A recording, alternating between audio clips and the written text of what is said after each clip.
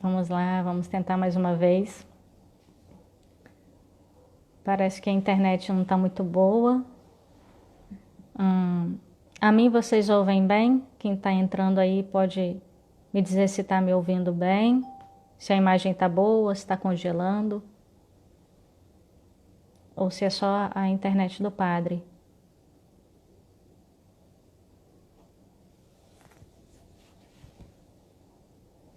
Irmã Zilá, bem-vinda. Estão me escutando bem? A Daphne falou que sim, deu um joinha. Vamos lá. Vamos tentar mais uma vez aqui, o padre está entrando. Vamos ver se agora vai funcionar. Jesus. Ai, mas tá travado de novo. Ai, meu Deus. Nem o 4G do senhor está funcionando? Não, aqui não pega 4G. Eita Deus. A senhora consegue me escutar, irmã? Eu escuto, mas não te vejo. Todo mundo me escuta, só não me vê? Ah, não sei. Pessoal, responde aí. Vocês estão escutando o padre? Bom, se vocês me escutam, mesmo que não vejam minha boca se mexendo, já tá bom. Tá certo. Ah, estão dizendo que Melhor isso do que escutam nada. sim. Ah, Isso. aqui, ó. Quem sabe a internet depois ela não vai É, colaborar e o senhor vai aparecer pra gente. mas é interessante, irmã. Eu vou falar para a senhora, estava falando aqui. Eu estou numa comunidade aqui da nossa paróquia. Eu estou usando aqui o Wi-Fi, é muito bom. Inclusive, nós transmitimos as missas por esse Wi-Fi. No entanto, Sim. a coordenadora da Pascom aqui da paróquia, ela fala comigo que eu tenho que fazer um descarrego. Porque toda vez que eu vou fazer uma transmissão, alguma coisa, a internet para de funcionar, o computador desliga, não tem quem faça ligar. Ela fala que eu preciso de uma oração muito forte em relação aos meios de tecnologia. Eles sempre implicam comigo. Que coisa, hein? E eu prometo para a senhora que eu estou fazendo tudo direitinho aqui. A Daphne, a minha paroquiana, ela já sabe que é verdade que eu estou falando. Eu confio no senhor, acredito. Mas a internet é assim mesmo. Naquele dia que a gente vai fazer a transmissão, ela resolve trair Exato. a gente. De repente, vocês estão sendo privados do terrível dessabor de terem que ficar vendo a minha cara. Eu pelo menos ela paradinha, com um meio sorriso, de repente fica até mais agradável para vocês acompanharem. Ah, que isso. Então, Bom, irmã, pessoal, primeiro obrigado pelo convite, viu? Irmã Lídia, não é isso? isso. Eu sou a irmã Lídia. Quem entrou em contato com o senhor foi a irmã Ana Carla, que combinou, né, sobre a live. E a gente agradece de coração a disponibilidade do senhor de estar aqui conosco para falar sobre essa vocação tão bela que é o matrimônio, né? Então, nós estamos aí ainda na Semana da Família, né? E temos a alegria de escutar um pouco da parte do Senhor, um pouco sobre o matrimônio como uma vocação, como chamado de Deus, que hoje em dia está tão banalizado, né? O próprio sacramento tá sendo deixado de lado, porque muitas das vezes o matrimônio, o casamento é mais visto como uma festa social, como um evento, né? E isso é meio que vai se tornando comum entre os jovens, porque é meio que não há muita referência sobre a beleza do matrimônio, de viver-se profundamente essa vocação, né? Então, vou pedir ao Padre Alan que ele se apresente. Eu não o conheço pessoalmente, só mesmo por fotos, mas o Padre Alan tem já alguma ligação com o nosso instituto. Se eu não me engano, o senhor fez retiro de ordenação na nossa casa, se eu não estiver Exatamente. enganada. Então, vou deixar que o senhor se apresente. Muito bem, obrigado, irmã. Eu sou o Padre Alain Vieira do Nascimento, pároco da paróquia de Nossa Senhora Auxiliadora, no bairro do Laranjal, no município de São Gonçalo, no Rio de Janeiro. Sacerdote há 5 anos e meio, e agradeço o convite que foi feito através da irmã Ana Carla, né, a oportunidade de estar aqui, e aproveito para parabenizar o Instituto por essa iniciativa.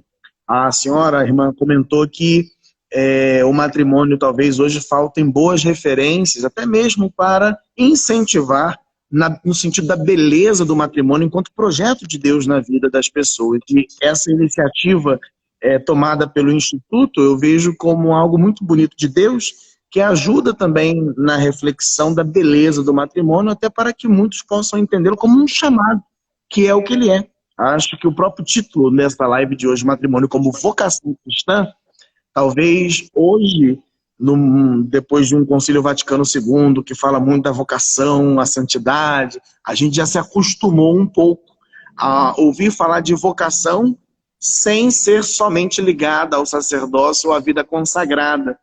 Mas eu percebo que no exercício do ministério sacerdotal eu posso ter essa certeza empírica. Para muitas pessoas, a visão do matrimônio ainda não é uma visão vocacional.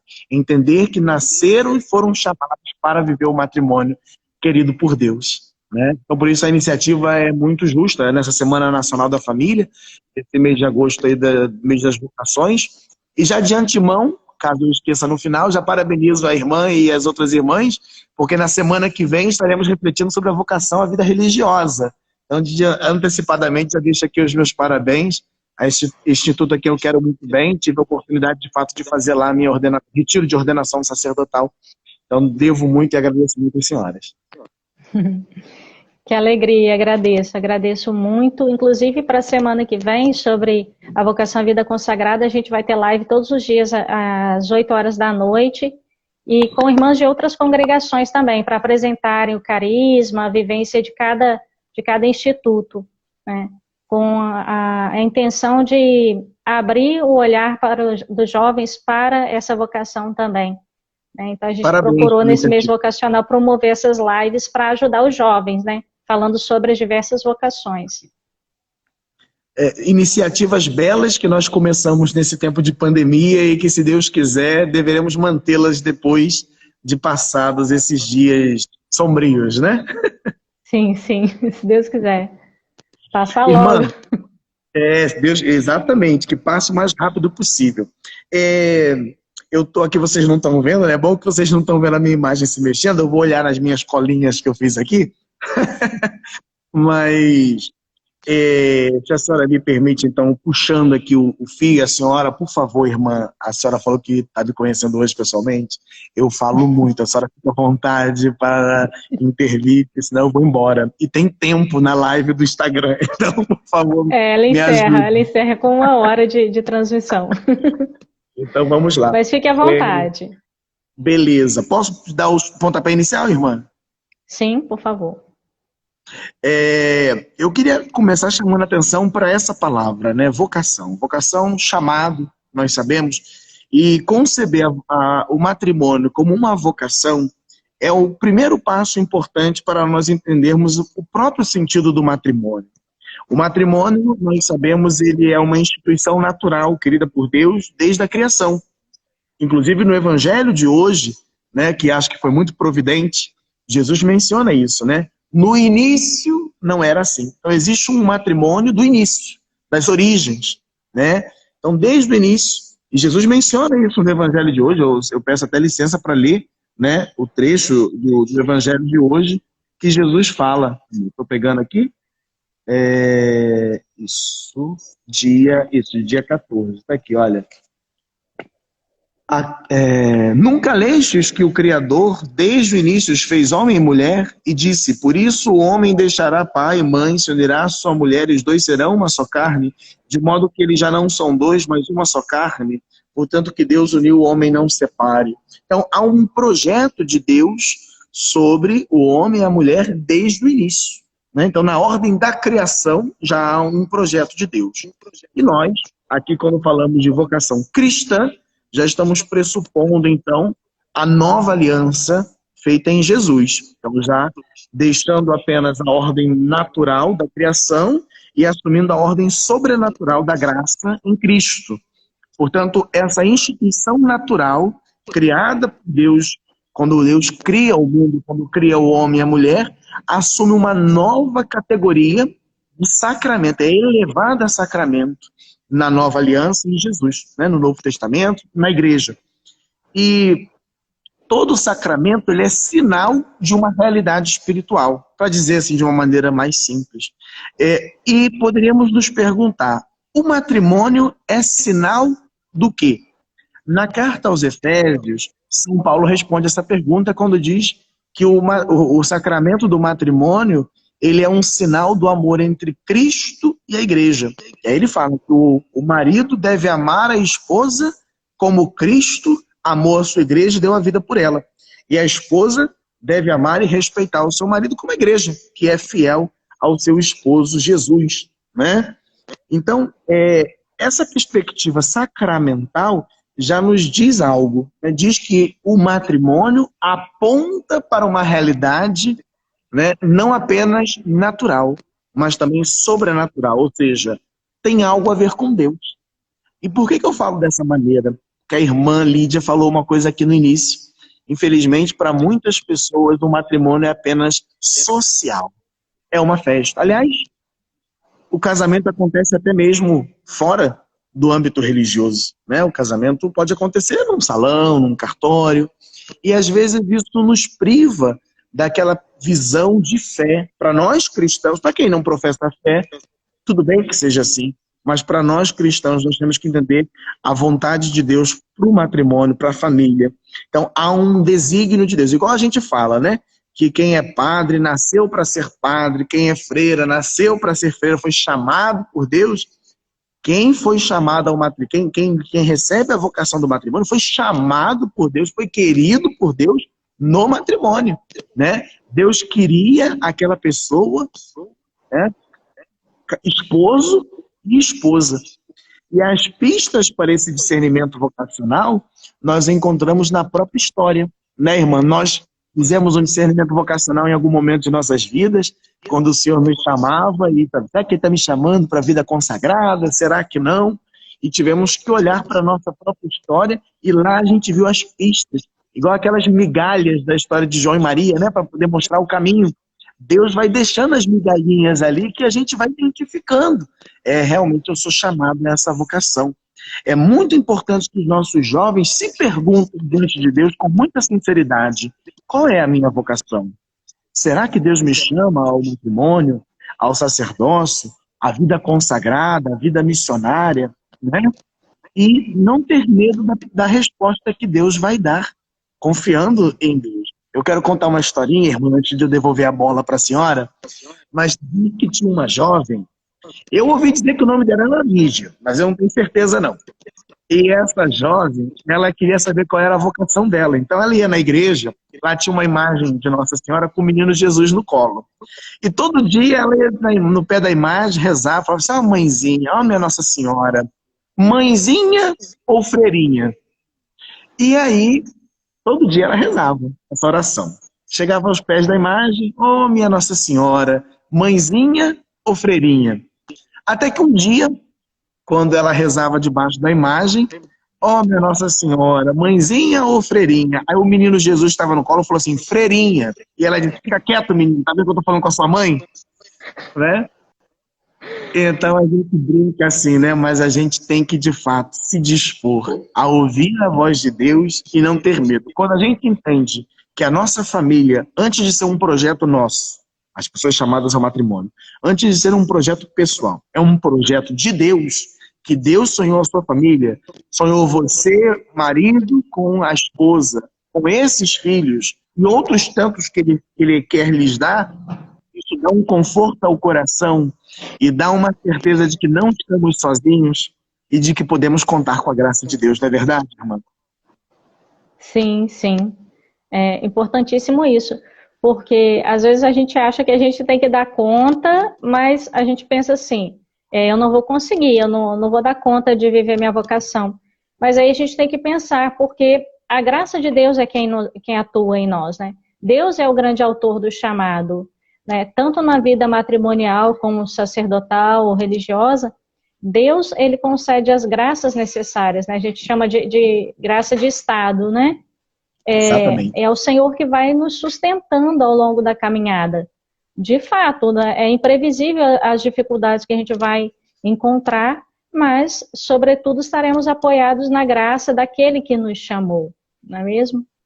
E Exato. o Senhor falando, muito bonito o Senhor falando e usando o Evangelho de hoje também, para falar que essa vocação matrimonial, ela está desde o início, né? O Catecismo da Igreja Católica fala que a vocação para o matrimônio está inscrita na própria natureza do homem e da mulher, tal qual saíram da mão do Criador. Exatamente. Deus, em seu infinito amor, ele pensou no matrimônio desde o princípio da criação para que o homem e a mulher fossem colaboradores na construção do reino, né? Na santificação do lar, na criação dos filhos dentro da fé, para também ir transformando a sociedade através da educação que eles vão dando aos filhos dentro da fé, instruídos nos sacramentos, né? Enfim, e o que a gente hoje precisa também estar despertando no meio das nossas famílias, mas também no meio dos nossos jovens que estão discernindo sua vocação.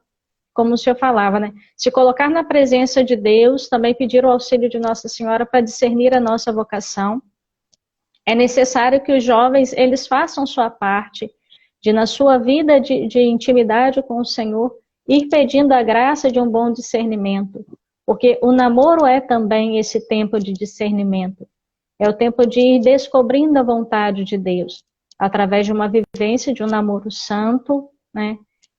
Também buscar, a juventude buscar essa orientação dentro da igreja, ter um diretor espiritual é importantíssimo para todos nós, né?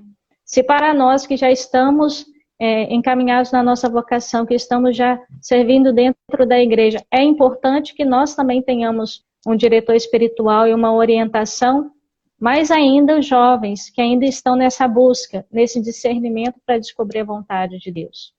Não é mesmo, padre? Muito bem colocado, irmã. Para lembrar aqui do namoro. Muitas pessoas esquecem que o namoro já é um tempo de discernimento. E o namoro, ele tem uma finalidade, né? A finalidade do namoro não é beijar na boca, né? A finalidade do namoro é a preparação remota para o matrimônio. É claro que o jovem que vai pedir para começar a namorar a menina, ele não vai já tá marcando a data do casamento no dia que está pedindo para começar o namoro. E vice-versa, né? Porque às vezes é a menina que pede para começar também o namoro. Mas os dois têm que ter essa perspectiva de fundo, que ali há uma experiência que se está buscando, uma compatibilidade também nos valores e na busca da realização da vontade de Deus. Por isso é muito importante também, né, que o jovem entenda, eu sei que às vezes isso não é tão fácil de entender, que quanto muito mais novo, talvez não seja a hora de começar o namoro, né? Porque ainda não está preparado para essa vida, esse compartilhar a vida e experiências. Eu me refiro ainda ao compartilhamento próprio do namoro, que não é, evidentemente, o mesmo do matrimônio, mas que já é um passo a passo, né? E falta muito isso. Eu lembrei agora de um jovem que eu conheço, desde muito novo, está se preparando para casar, está fazendo tudo direitinho. Então, tem um belo exemplo dentro de casa também, tanto ele quanto a sua noiva. E ele dizia uma coisa que um padre que ele conheceu, um outro padre que ele conheceu antes de mim, dizia assim para ele: meu filho, o padre dizendo para ele, beijar na boca é muito bom, mas se você ficar beijando uma aqui, beijando outra ali, toda hora, você vai criar um hábito. Como é que você vai conseguir ser fiel à sua esposa no futuro? Porque você vai criar um hábito de toda hora ter que ter uma experiência com uma pessoa diferente. E ele guardou isso no coração dele. Então ele teve namoros, né? Mas sempre pensando isso, que namorar de uma maneira séria, né? Nunca de bagunça. E hoje, graças a Deus, ele tem ao lado dele uma moça que também é uma pessoa séria, que sabe o que é da vida, né? Às vezes a gente fala que a gente quer ter uma família, a gente, digo os jovens, né? Ah, eu quero ter uma família, eu quero dizer, eu quero ter um José, eu quero ter uma Maria, né? Ou uma Sara e um Tobias, cada um usa a analogia que quiser. Mas às vezes a gente está tendo um comportamento que não é de José, não é de Maria, não é de Sara, já é de Tobias, e está procurando no lugar errado, da forma errada. Então também não vai funcionar. Eu queria ler aqui um trechinho de Lumen Gentium, que é um documento do Concílio Vaticano II, que fala, que a gente está dizendo que o matrimônio é uma vocação cristã. Lá no número 11 de Lumen Gentium, quando fala dos cônjuges, diz assim: os cônjuges cristãos, em virtude do sacramento do matrimônio, possuem o seu próprio dom dentro do povo de Deus, na sua forma e estado de vida. Nós sabemos que o batismo faz com que todos nós sejamos chamados à santidade. Então, a primeira vocação é a vocação à santidade. E Deus ele vai especificando esse caminho através das vocações específicas, para as quais ele vai dando aquilo que a irmã ainda há pouco falou, graça de estado, né? Eu tenho a graça para viver plenamente o sacerdócio e ser um bom sacerdote, um sacerdote santo, correspondendo à graça de Deus. A irmã tem a graça de estado para ser uma boa, uma santa religiosa correspondendo à vontade de Deus. E assim também os pais, né? E o esposo, a esposa, pai e mãe têm graça de estado específica, né? Para viver aquela vocação. Então, mas o interessante é que pelo matrimônio, os esposos eles passam a fazer parte do povo de Deus de uma forma nova e específica. A gente pensa muito isso em relação à vida consagrada. Todos nós somos consagrados pelo batismo. Mas quando a gente se consagra, a freira ou padre, todo mundo, todos os cristãos percebem que essa pessoa vai viver a sua vocação à santidade, a vocação batismal, de uma maneira nova. Mas no matrimônio, isso não fica tão evidente. E deveria. Existe uma determinação sacramental da vocação batismal no matrimônio. Então, os esposos estão chamados à plenitude da vida cristã por serem batizados. Mas a plenitude da vida cristã deve ser buscada por cada cristão segundo os dons e funções que lhes são próprios, né? Como diz lá esse mesmo documento do Concílio Lumen Gentium, no número 41.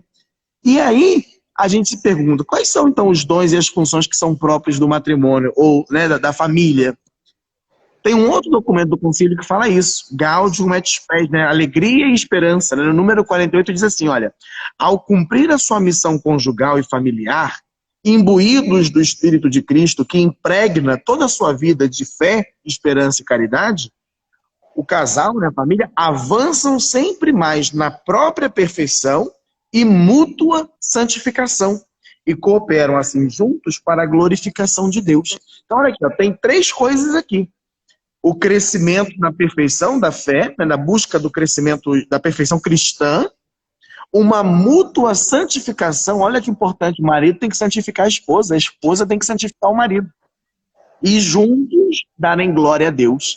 Então, para isso que serve o matrimônio, para crescimento na santidade do esposo e da esposa e para a glória de Deus. Às vezes a gente pensa que o matrimônio é para ficar feliz. Assim, olha, eu arranjei a minha segunda metade da laranja, que vai me fazer feliz. Se entra no matrimônio assim, já está tudo errado, né? Porque você não tem que buscar na outra pessoa a felicidade da sua vida, porque só Deus pode dar essa felicidade. Você está jogando em cima da outra pessoa um peso que ela não tem como corresponder, né? Então, eu costumo dizer, né, pode ser que seja mania minha, que essa coisa das 2 metades da laranja não funciona muito bem, porque você não tem que ser uma metade incompleta, você tem que ser uma pessoa inteira. Porque a gente só dá o que a gente tem.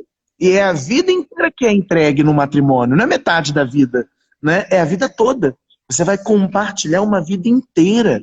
E não só a vida que virá, mas a vida que já foi vivida até ali. E tudo isso é consagrado a Deus para ser vivido a 2, de modo que já não sejam 2, mas uma só carne. Que bonito, né? Muito bonito isso. E uma outra coisa é que o casal, né, no caso, o esposo e a esposa, eles vivem um para o outro, né? Um está sempre em função do outro. Como o senhor disse, um ajudar o outro a viver a santidade, né? E enquanto um se doa ao outro, buscando essa santidade, não só para si, mas para o outro também, assim também para os filhos, né? O esposo é para a esposa, uma doação, e ambos para os filhos. Então, é uma construção aí que vai acontecendo, né? É muito bonito a gente ver isso. Existem grandes exemplos de famílias que vivem bem o matrimônio, né? E que dão também esse testemunho na criação dos filhos. Gostaria de falar aqui sobre os pais de Santa Teresinha, né? Que exemplo bonito de uma família santa, né? Uma família toda santa. E isso é possível, é muito possível. Claro, é difícil, porque a santidade, ela é uma luta, né? É uma luta diária de conversão, e em qualquer estado de vida. Mas se é possível eu sozinho buscar a santidade, também é possível eu com toda a minha família buscar essa santidade, né? O padre bem sabe que as dificuldades estão em todas as vocações, no sacerdócio, na vida consagrada, são inúmeras.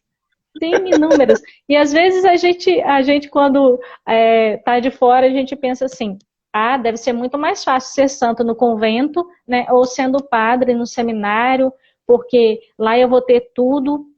Né? Não sabem de nada. Sim, a gente tem os meios para nos ajudar, né? Deus vai dando suporte, a gente tem a comunhão diária, a gente tem acesso aos sacramentos com mais facilidade, mas também chegam os momentos de dificuldade.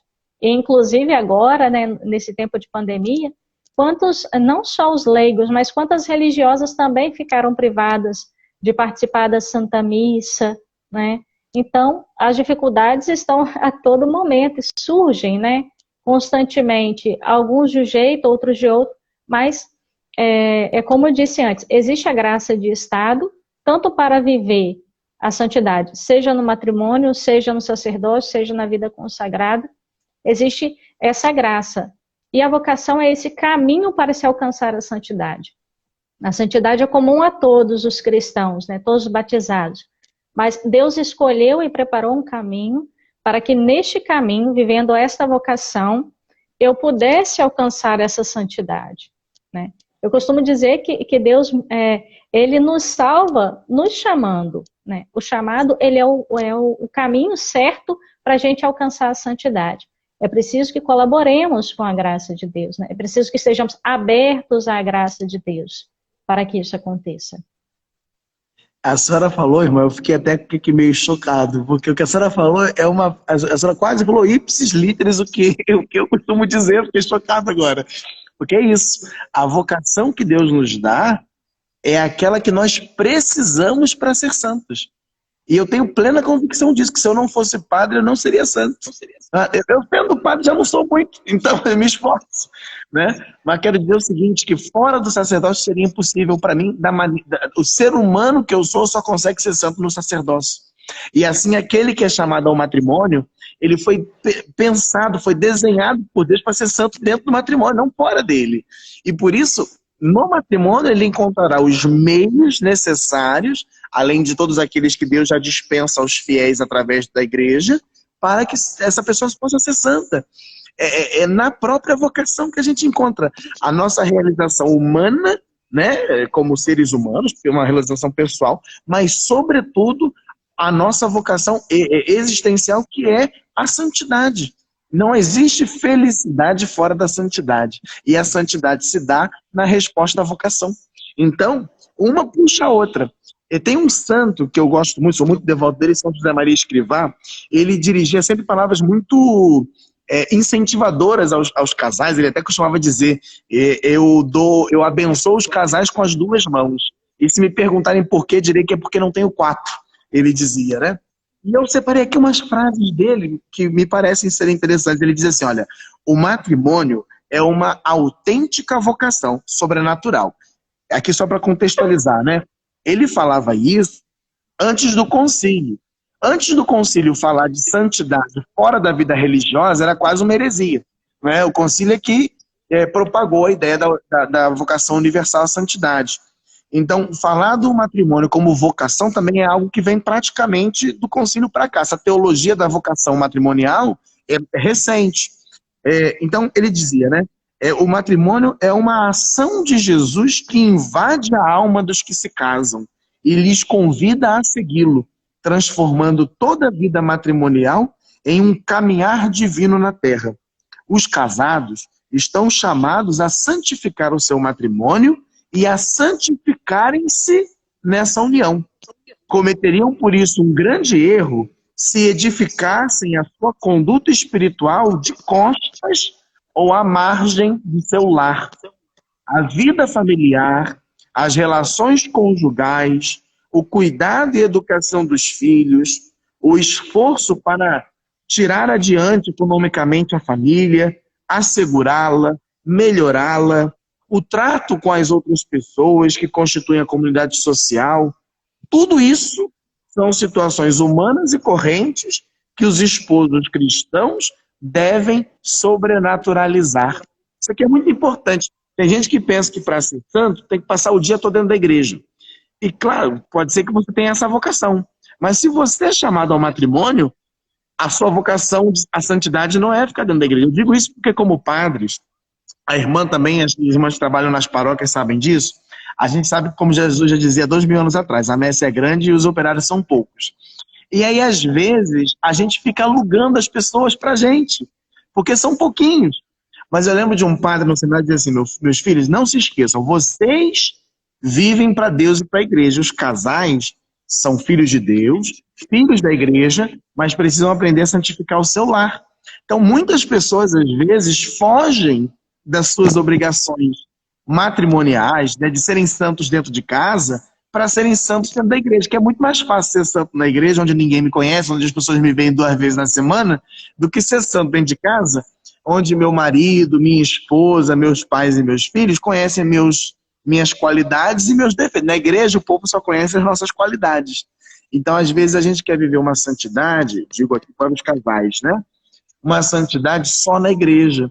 Lembrando, e talvez essa pandemia tenha nos recordado isso, tenha nos dado a oportunidade de recordar isso, que o primeiro lugar onde o casal é chamado a viver a santidade é dentro de casa, né? Claro que isso não diminui em nada a importância dos sacramentos e da vivência na comunidade cristã. Evidentemente não. Mas a gente não pode substituir uma pela outra, nunca. Né? As duas caminham juntas. A comunidade familiar e a comunidade eclesial. Mas não adianta nada na comunidade eclesial eu viver bonitinho, né? Aquele cristão que tem até broche, né? Tá bonitinho ali, carimbado. Mas em casa é outra coisa. Né? Essa santidade é farisaica, não funciona, né? Exato, né? Como a gente às vezes costuma falar, né? O costume de casa é o que vai à praça. Mas às vezes a gente, né, tem essa tendência de mostrar só o nosso lado bom quando a gente está na igreja, né? Mas importantíssimo, começa no lar, começa em casa. Não adianta que se eu não conseguir viver a santidade em casa, eu não vou conseguir viver fora dela, né? Não vou conseguir viver fora da minha família. Então, a importância da gente fazer da família, da nossa casa, essa igreja doméstica, né? Rezar em casa, com os filhos, com o esposo, a esposa, né? Iniciar o seu dia já entregando a Deus, fazer no primeiro ato do dia, oferecer a sua família, né? A vida do seu esposo, da sua esposa, dos seus filhos, oferecer a Deus para que Ele possa ir também cuidando e lhe dando o discernimento de como ir conduzindo sua família para a vivência cristã, a vivência da santidade, né? Em casa começa tudo. Então, é em casa que a gente recebe a nossa base para caminhar depois. Os filhos, principalmente, né? É ali no início da vida o cuidado, né? O cuidado de alimentar a espiritualidade, a fé nas crianças. É o que vai despertar futuramente no jovem uma busca mais profunda de poder dar passos sozinhos na fé. Eu fui criada numa família cristã, não católica. Eu fui criada numa família cristã evangélica e ali eu fui recebendo toda a educação cristã e o que me ajudou na minha adolescência, na fase mais difícil que é da adolescência para a juventude, a ter condições de discernir a minha vida, a minha vocação. Então, eu tive sempre uma educação cristã, repito, não foi católica, né, foi evangélica, mas o que me deu base, né? Eu me recordo com alegria de quando minha avó estudava a Bíblia e ela me levava para estudar junto com ela, né? Me dava revistinhas para eu ler e me levava para a escola bíblica dominical. Então, isso me ajudou muito a, quando eu chegar numa fase mais, de mais decisões, de maior decisão, eu ter condições de escolher, de discernir aquilo que era a vontade de Deus para a minha vida, né? E aí as coisas, a minha vida foi tomando o rumo que é o que hoje, onde eu estou, né? Foi ali para os 15 anos, mais ou menos, que a minha vida foi tomando um outro rumo e eu pude agradecer a Deus por tudo que eu recebi, da minha família, da família por parte do meu pai, dos meus avós, a educação que me deram, cristã. Eu pude ter condições, então, de fazer um discernimento mais profundo. E aí, repito, em casa, rezar com os filhos, né? Dar bons livros para os filhos, incentivar uma boa leitura, né? Se você tem filhos jovens, né? Dê livros de espiritualidade para os seus filhos lerem também, né? Incentivem a participar de grupos jovens, né? Ajudem os filhos a viver a santidade, ainda que você não possa tomar as decisões por ele, mas você pode incentivá-los através também do seu testemunho de vida. Porque se você vive a santidade só lá na paróquia, na igreja, no meio das pessoas que você conhece, mas em casa você não vive, aí os filhos não vão querer ir para a igreja, porque eles vão saber que lá eles são uma coisa, mas em casa são outra, né? Então, a importância dessa unidade, né? De ser a mesma pessoa, de buscar a santidade em todos os lugares, principalmente no lar. Irmã, eu agradeço a senhora pela sua partilha, foi bonito, né? O que a senhora falou, abrindo aí o coração, é importante, né? Porque às vezes a gente não entende porque é tão difícil para o jovem responder ao chamado de Deus, ou para aquele jovem adulto assumir o seu lugar no mundo, dentro do projeto de Deus, né? E às vezes é por isso, porque falta uma base, uma família que oferece a melhor herança que uma família pode deixar para os seus filhos é a base, nos valores humanos, nos valores transcendentais, nos valores de Deus, né? Às vezes a gente se preocupa muito em transferir os valores humanos, né? Boa índole, boa educação. Aliás, infelizmente, muitas vezes é apenas aquilo que é externo, né? A educação de não fazer os pais passarem vergonha na rua. Mas às vezes falta, infelizmente, com muita frequência, a educação dos valores da fé, por exemplo. E isso fica muito evidente, a senhora sabe tão bem quanto eu, quando nós vemos famílias cristãs engajadas nas igrejas e que sabem da necessidade de que hajam homens e mulheres que se consagrem totalmente a Deus, contanto que não sejam seus filhos, né? Então, quando tem que rezar pelos pais, dia do padre a gente faz homenagem, dia da freira a gente faz homenagem, mas quando chega a hora que o meu filho, a minha filha, diz que quer entrar para o convento, quer virar padre, aí a coisa fica diferente, né? E falta isso, quer dizer, falta essa visão sobrenatural de que todos nós, pais e filhos, não nos pertencemos, nossa vida pertence a Deus. E estamos chamados a vivê-la como uma entrega. Hoje a gente está celebrando São Maximiliano Maria Kolbe, que entendeu que a vida foi feita para ser oferecida em oblação, né? Como Cristo. Todo batizado é chamado a isso, a essa santidade de Cristo. Ou seja, fazer da sua vida uma entrega, uma doação. Cada um de uma forma. É interessante que quando a gente estuda os sacramentos, né, algumas divisões são propostas, né? Por exemplo, sacramentos da iniciação cristã, batismo, eucaristia e crisma. Sacramentos de serviço, ordem e matrimônio, né? Por que são de serviço? Porque são em função, né? O sacerdócio não é para mim. Eu não me confesso na frente do espelho e me absolvo a mim mesmo, né? O sacerdócio é para o outro, é para a comunidade, é para a assembleia, está a serviço do sacerdócio comum que todos recebemos pelo batismo. E o matrimônio também ninguém se casa consigo mesmo. Bom, eu ouvi dizer por aí que já existe essa aberração das pessoas que casam consigo mesmas. Tem cerimônia e tudo, irmã. Procura no Google, dá um Google depois. Tem até cerimônia. A pessoa casou consigo mesmo. É o ápice, é o ápice da dor de cotovelo, deve ser. Mas existe. Mas o matrimônio é pro outro. É pro outro. A senhora estava falando ali atrás, eu estava aqui imaginando uma cena, né? Se um cuida do outro, né? Eu gosto de imaginar, aqui, quando está chovendo, se a gente vai dividir o guarda-chuva, é meio complicado, porque sempre acaba um se molhando mais que o outro. E se a gente ficar se preocupando apenas em tirar, proteger o nosso corpo, a gente molha o corpo do outro. Então imagina assim, duas pessoas, cada uma com um guarda-chuva. Se eu estou segurando o guarda-chuva para a pessoa do lado, ela está protegida. E se ela está segurando o guarda-chuva para mim, eu também estou protegido.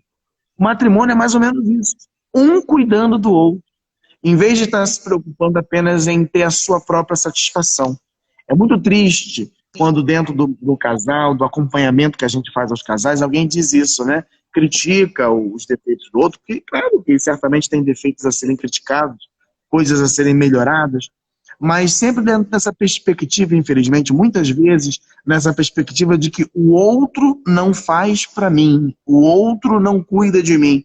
Quando a pergunta deveria ser, o que eu faço para cuidar do outro? Né? Não tanto o que ele vai fazer por mim, o que ele pode fazer por mim, mas o que eu posso fazer por ele, pelo meu marido ou pela minha esposa.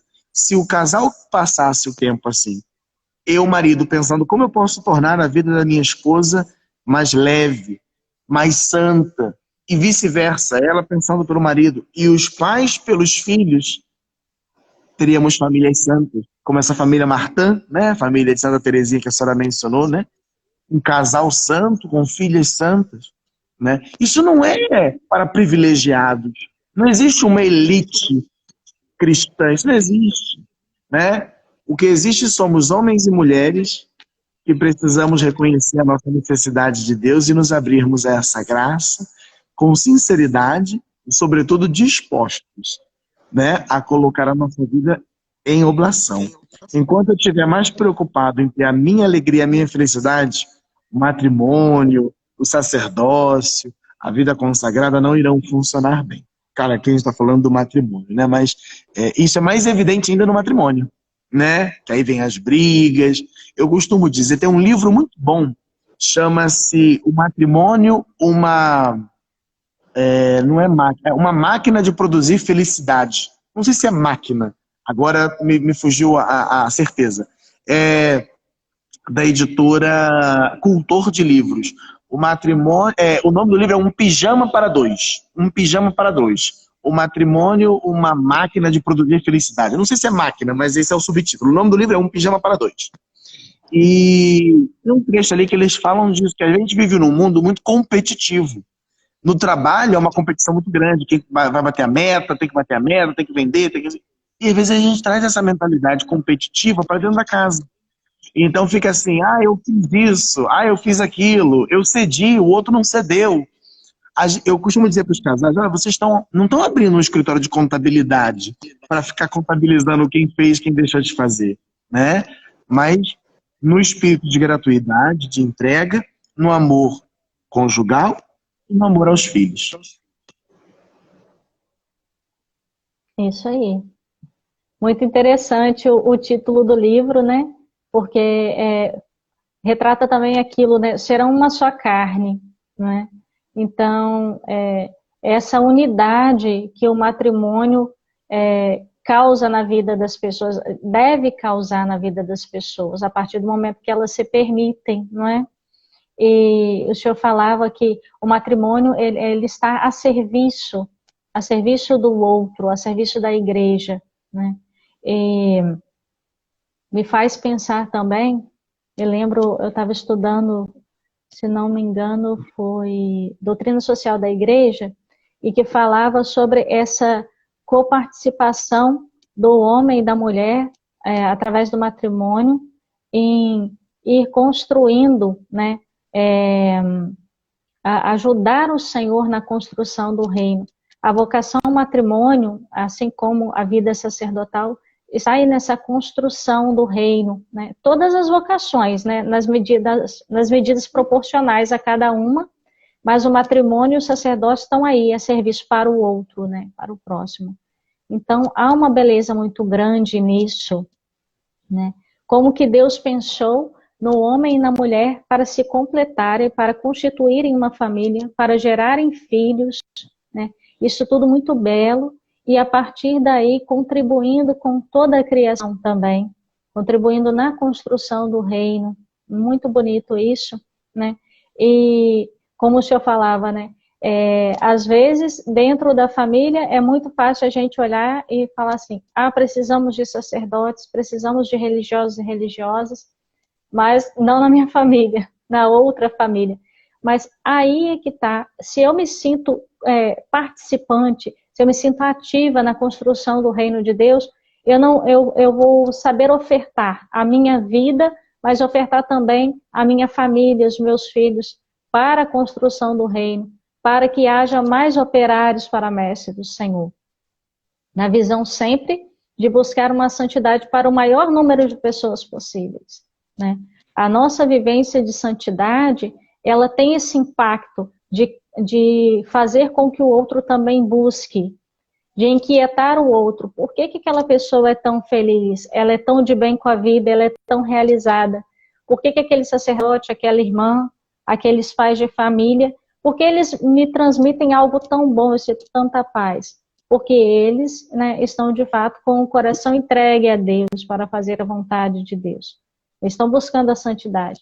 E essa santidade, ela afeta o outro, no melhor sentido da palavra. Ela inquieta. Até aqueles que não concordam, eles ficam inquietos, porque o nosso modo de viver, ele é diferente, né? Ele causa alguma coisa, desperta um olhar. Por que essas pessoas são tão felizes, né?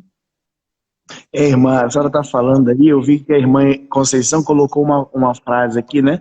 Verdadeiro grande sacramento da nova aliança. Isso me fez lembrar uma frase não, é um parágrafozinho, né?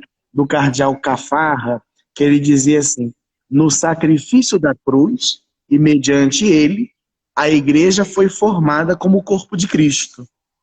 O seu corpo físico foi oferecido em sacrifício. E edifica o corpo místico, que é a igreja. Aí ele completa dizendo assim, ó, é nesse dar-se a si mesmo pela igreja onde se vê a forma esponsal da relação de Cristo e da igreja. O amor redentor é um amor conjugal. A gente dizia lá atrás que o sacramento do matrimônio é expressão, sinal de uma realidade. Essa realidade é o amor entre Cristo e a igreja. E alguns santos dizem que Cristo desposou a sua igreja na cruz, né? A igreja nasce na cruz, no sacrifício de Cristo. Claro que a gente poderia aqui entrar em outras elucubrações eclesiológicas, mas vamos ficar só com essa, né? Assim como Adão, dormido, do seu lado aberto, Deus fez nascer a mulher, do lado aberto de Cristo, no novo Adão, dormido no sono da morte, Deus fez nascer a igreja, pela água, o sangue e sinais do batismo e da Eucaristia. Então, o amor de Cristo pela igreja é um amor esponsal, um amor conjugal, né? Todos os santos, os místicos, falam dessa união das núpcias do homem com Deus.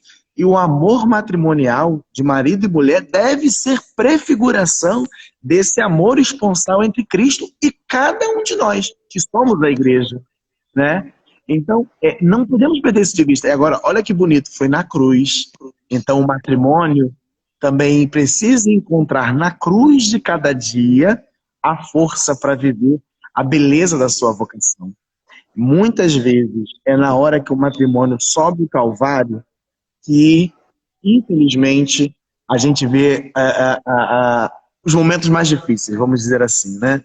Na hora de subir o Calvário é difícil para todos nós, em todas as vocações, mas a vocação matrimonial agora, eu tenho acompanhado tantas pessoas nesse gradual retorno, né, das atividades da igreja, nesse período de pandemia, sempre com muita prudência, né, nossa igreja, nossos bispos, mas durante esse período de pandemia que todo mundo ficou mais enfurnado em casa, nesse momento de grande provação e privação, quantas famílias perceberam limites Quantos esposos e esposas perceberam o limite na hora de carregar a cruz, essa cruz desse momento e tantas outras cruzes, a cruz do desemprego, da enfermidade, a cruz da incompreensão, às vezes até da infidelidade, são tantas cruzes que vão aparecendo, mas a família é fortalecida na cruz. A santidade é uma árvore que tem raiz em forma de cruz. Quando a igreja nos abençoa, ela nos abençoa com o sinal da cruz, né? No final da missa, a gente recebe uma bênção em forma de cruz. O padre termina dando uma cruz para cada um, em nome do Pai, do Filho e do Espírito Santo. E nesse carregar a cruz com alegria, aqui eu digo cruz, mas às vezes a nossa visão um pouco mundana faz com que a palavra cruz tenha um sentido negativo. Não é essa a minha intenção, porque a cruz de Cristo sempre é boa, né? Mas a nossa família deve ser vivida também como essa cruz que a gente carrega com alegria, porque traz sentido à nossa vida, traz salvação para a nossa vida, né? Traz vida nova. É muito importante que nossas famílias sejam lares cheios de calor, de luz divina. É triste demais quando a gente vê uma pessoa que passa o dia todo fora de casa, porque prefere estar em qualquer outro lugar do que estar dentro de casa. A nossa casa deveria ser o nosso refúgio, deveria ser a nossa Betânia.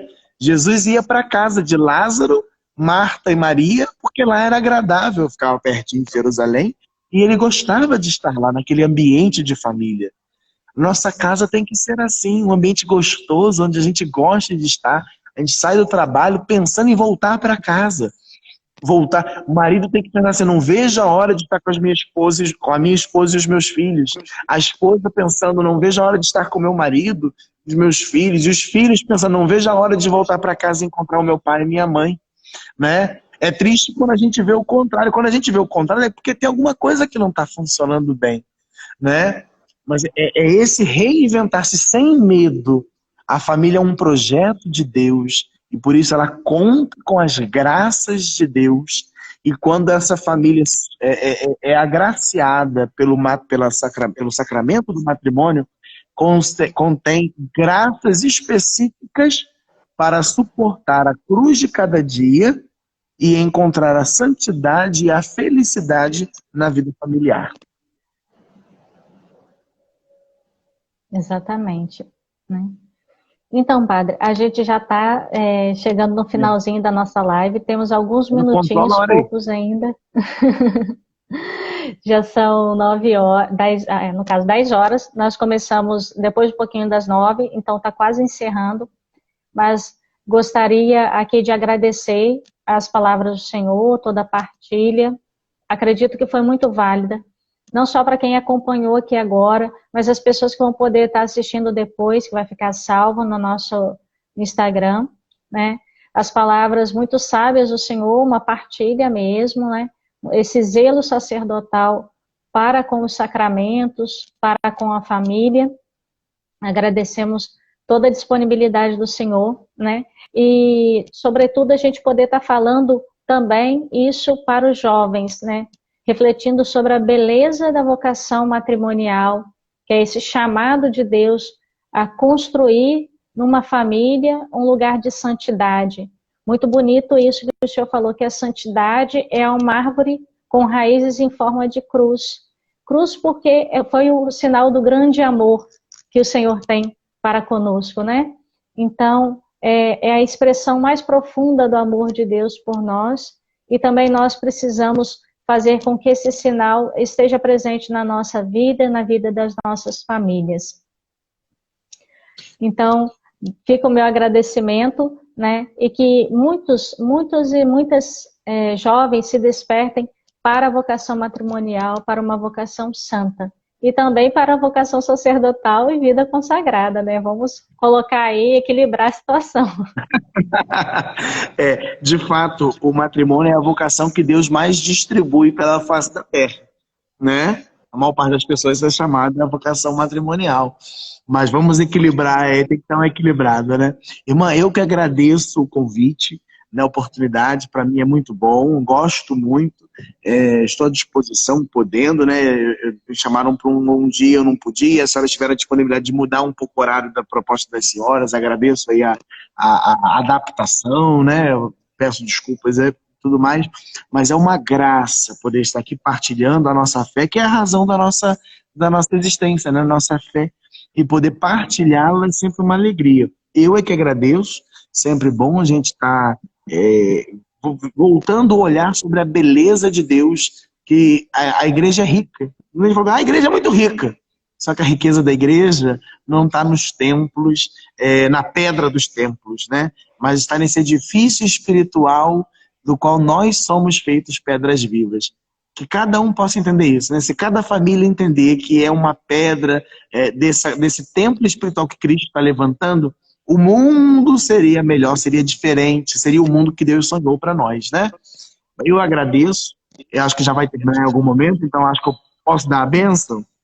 Pode, por favor, padre. Vamos lá. O Senhor esteja convosco. Ele está no meio de nós. Desça sobre vós, sobre vossas famílias, a bênção do Deus Todo-Poderoso, Pai, e Filho e Espírito Santo. Amém. Muito obrigado, Muito obrigada, padre. Até uma próxima. Vamos combinar uma outra live, para o senhor poder aparecer para a gente. Vai ser um prazer. Eu vou tentar fazer de outro lugar, de repente, é isso? Ou não, ou então até lá eu faço uma oração mais forte. Uma alegria, padre. Até a próxima. Fiquem com Deus. Tchau, tchau. Amém. Tchau, tchau. Boa noite, gente. Obrigada pela participação de todos, por nos acompanhar. Até uma próxima. Nossa próxima live será no domingo, às 20 horas. Né? Quem puder acompanhar, estaremos falando já sobre a vocação à vida consagrada, com a participação da irmã Isabel do nosso instituto, agora no domingo, às 20 horas.